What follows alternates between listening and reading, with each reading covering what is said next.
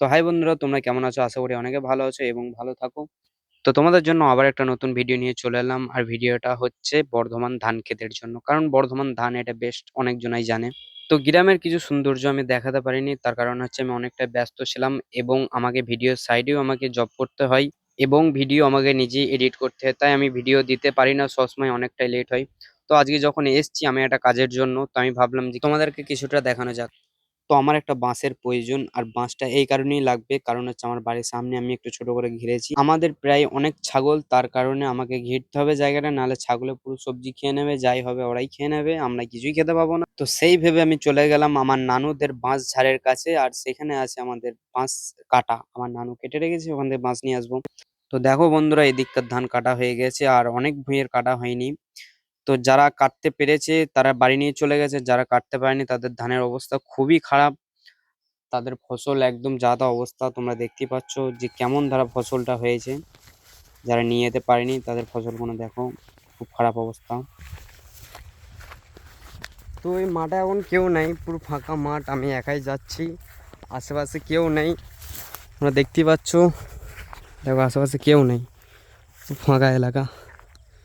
আমার নানাজি আছে, নানাজি ওই মাঠে আছে। তো আমি এই পুকুরের ঘাটে একটু বসলাম, আর এই পুকুরটা আমাদের অনেক আগে একবার ভাগে নেওয়া হয়েছিল মাছ চাষের জন্য, তো আমি বাইরে ছিলাম তো দেখিনি। তো এসে পুকুরটা দেখলাম, অনেকটাই বড় পুকুর। এখন আর আমরা চাষ করি না এই পুকুরটাই, কারণ আমরা মাছ চাষ করে ছেড়ে দিয়েছি। কারণ নতুন পুকুর তো সেরকম মাছ হয় না, তার জন্য অন্য কাউকে দিয়ে দেওয়া হয়েছে, আমরা আর করি না। পুকুরের সাইডটা অনেক বন হয়ে গেছে, তোমরা দেখতেই পাচ্ছ। তো আমি এদিকে ঘুরে ঘুরে চলে যাবো পুকুরে ওই পিঠে, আর ওই পিঠেই আছে আমার নানুদের বাঁশ ঝাড়।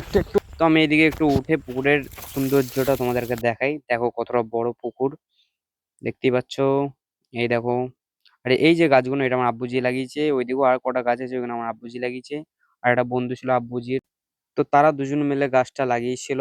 আর এইদিকে যেতে যেতে দেখতে পাচ্ছ আমার জামা প্যান্টের চুলগুলো লেগে কি অবস্থা হচ্ছে। আর যাচ্ছি, এই দেখো ফাঁকা মাঠ, আমার খুবই ভয় লাগছিল এবং হচ্ছে সাপ, দ্বিতীয় হচ্ছে শিয়াল। তো আমি চলে গেলাম ভয় কাটিয়ে, তুফানের মতো যাচ্ছি, দেখতে পাচ্ছ। এই দেখো ফাঁকা মাঠ। তো আমি কানার মতো খুঁজে পেলাম না বাঁশ, আর আমি আমার নানুকে ডাক দিলাম যে নানা বাঁশটা কোথায়। ওই যে আমার নানা আসছে, দেখতে পাচ্ছ। তারপরে আমাকে নানা অ্যাড্রেস বলে দিল, আর আমি চলে এলাম বাঁশ ক্ষেতের কাছে। এই একটা বাঁশ শুয়ে আছে, একে আবার কাঁধে করে নিয়ে যেতে হবে।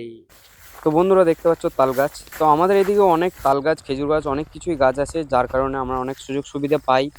আর আমি চলে যাচ্ছি কাঁধে করে বাঁশটা নিয়ে।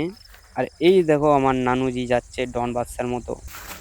তো বেলা গড়িয়ে বৈকাল হয়ে আসছিল, আর সেই টাইমটা অনেকটাই সুন্দর লাগছিল কারণ সূর্যটা ডুবছিল। আর আমার নানুজি এই বেঁধে দিচ্ছিল আমার সাইকেলে বাঁশটাকে, আর আমি এবার নিয়ে যাব বাঁশটা।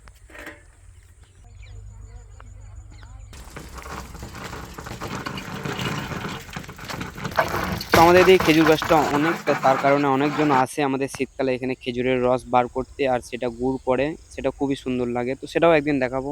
এই যে দেখো গাছে ওটা ওরা রস পাড়ছে। তো তোমরা যদি খেজুর গুড়ের রস করা ভিডিও দেখতে চাও তো আমায় কমেন্টে অবশ্যই বলো, আমি তোমাদের সেই ভিডিওটাও দেবো।